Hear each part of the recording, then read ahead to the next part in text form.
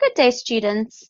I'm just going to show you a quick how-to guide for using Ebscohost to find some sources.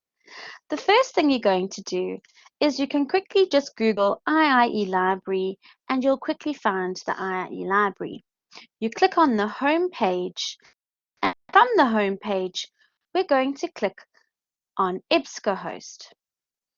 So we'll just give that a moment to load. We'd like to go to the eShelf because this is where Ebscohost sits.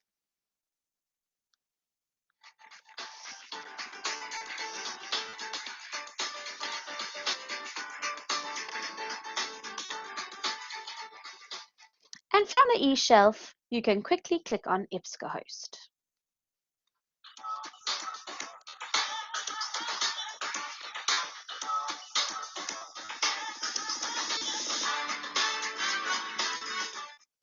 If it asks you to log in, you'll use the same credentials that you use for your VC Learn login. Then you'll click Ebscohost Web.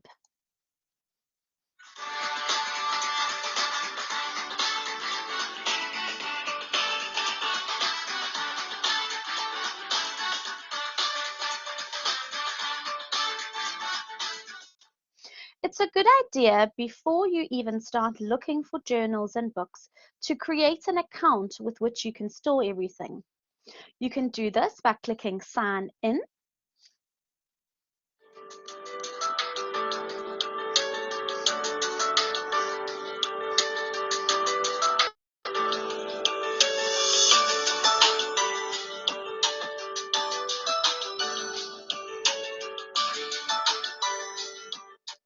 Here you'll create any password that you'd like. You can use your Google account or you'd sign up and you'd choose a username and a password. Once you sign in, then you can save the books and the resources that you are using so that you can find them easily again.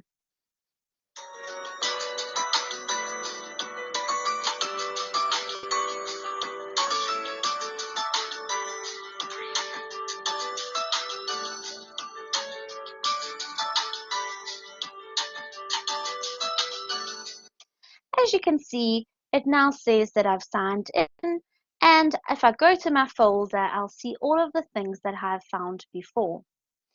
Now let's just search a simple word that will affect most of you in your teaching degree. I'm looking for journal articles that discuss scaffolding in education. So I'm going to type that in, and as you can see in the drop down, it actually comes up with some things. Okay, so let's say scaffolding in education, and I'm going to click search.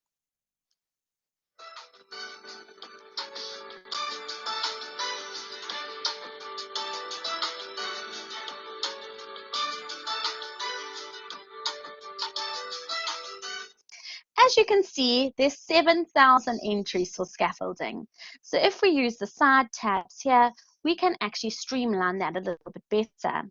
Remember, we are wanting current literature, literature that's no older than maximum 10 years, but actually we want to use literature from the last 5 years. So the first thing that you can do is just change the dates here so that it's within the last 5 years. So that would be 2016. Okay, well that's actually set to 2050.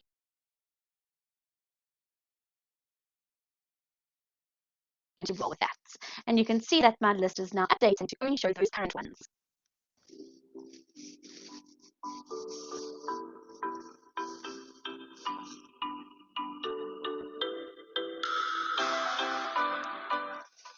Now it's only dropped down to 3,000. And now you can further streamline by asking them to streamline by source type.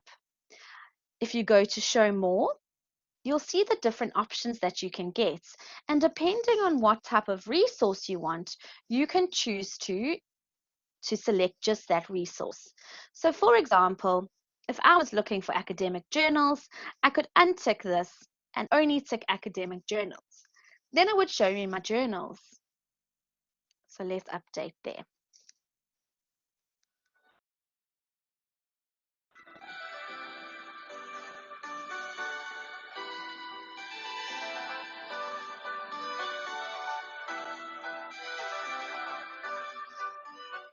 Now this list has gotten considerably smaller. Now you can spend time going through the content, or you might actually have to be a bit more specific in what you search. I'm just going to show you what you can do once you found a journal article that you like. I'm going to use this one, Emotional Scaffolding in Early Childhood. Now, for example, if you have a look down here, it actually doesn't display the full text. So you need to make sure that the journals that you find actually have PDF full text or full text from Eric. So let's have a look. Visual organizers and scaffolding, once again, there's no PDF in there. And there is a setting before you get to this page where you can actually ask for just full text. And I just forgot to tick it.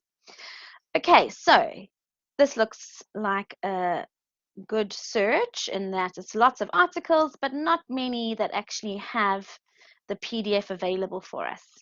Okay, let's look at e-portfolio-based learning recommendations from effective scaffolding. So for example, if I wanted this specific article, I could now add it to my folder, which is quite convenient.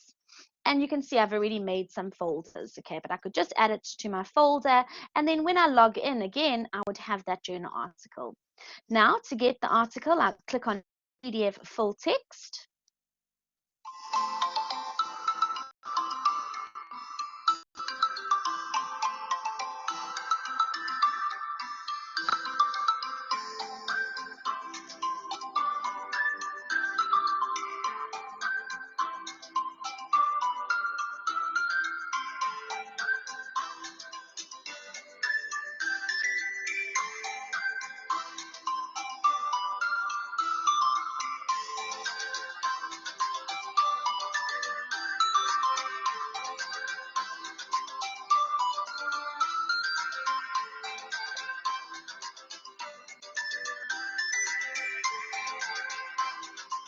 Okay, it's just loading. Unfortunately, my computer's a bit low, but there we go. Here we have our journal article.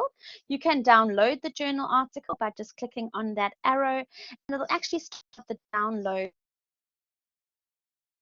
Save it, and I prefer to save journals as the author and date, and you could save it onto your computer to open it at a later stage.